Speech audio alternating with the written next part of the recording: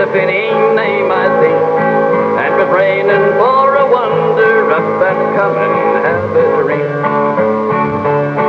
Underneath the pub veranda, I was resting on a bunk when a stranger rode before me, and he said that he was drunk.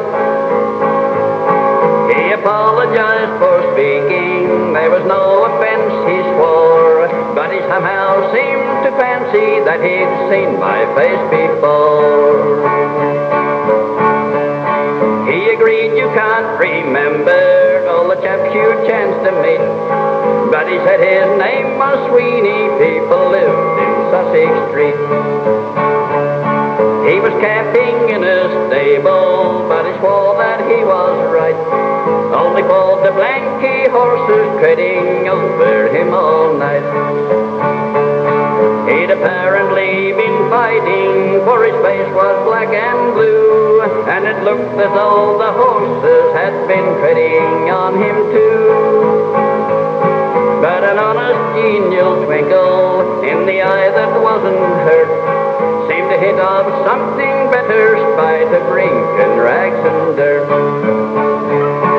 He was born in Parramatta, and he said with humour grim that he'd like to see the city ere the liquor finished him. But he couldn't raise the money, he was damned if he could think what the government was doing here. He offered me a drink.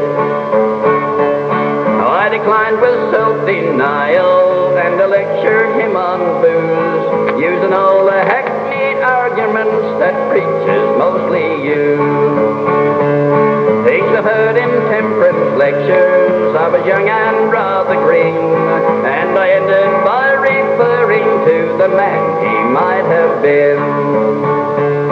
But he couldn't stay to argue, for his beer was nearly gone. He was glad, he said, to meet me, and he'd see me later on. But I guess he'd have to go and get his bottle filled again. Then he gave a lurch and vanished in the darkness and the rain. And of afternoons in cities, when the rain is on the land, visions come to me of Sweeney with his